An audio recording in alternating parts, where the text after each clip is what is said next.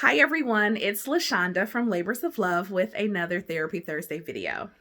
So today I would like to talk about letting go of what's not useful. This is not the first time that I will talk about this concept of how we learn to survive our childhoods, our family of origin, and how we adapt in order to ensure our survival.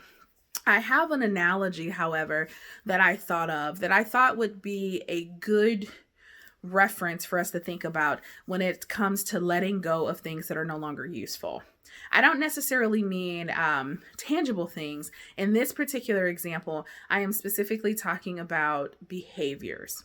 So if you grew up in a cold climate area, so somewhere on the East Coast, in the Midwest and things like that. I'm from Michigan. I live in Ohio. So cold weather climates, particularly late fall and throughout the winter, you have learned that it is essential for you to have a good winter coat.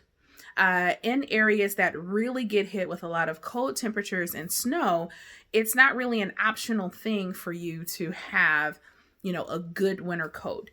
In addition to that, you may have some hats and some gloves that supplement that, but really the essential is the coat. Well, if you move from a cold weather climate to a tropical warm climate, let's say Southern California, chances are it's going to take some time to really get used to not needing the coat. It may be that some of us take the coat with us as we move to this more warm weathered climate. We know that California is warm. Maybe we've visited, but we've never lived there. So chances are we are not going to truly believe that we don't need something in order to keep us warm. What if it gets cold? Or I know it's warm, but we hold on to things that have been useful in the past. Now, it's fair to say that some of us would say, listen, if I'm moving to California, I'm not taking no big old down coat or whatever your warmest coat is. I'm going to give it away. I'm going to sell it. I'm going to throw it away. But I am going to make sure I have some jackets. Well, that feels reasonable. And if you have safety enough in your life to be able to let go of that jacket when you immediately move, then that is a wonderful thing. But a person who has not had safety in their life and consistent safety, they're not probably going to give up that coat, even though in their mind, their thinking brain, they know they're going somewhere that's warm. I want you to take that analogy and I want you to think about some of the behaviors in your life.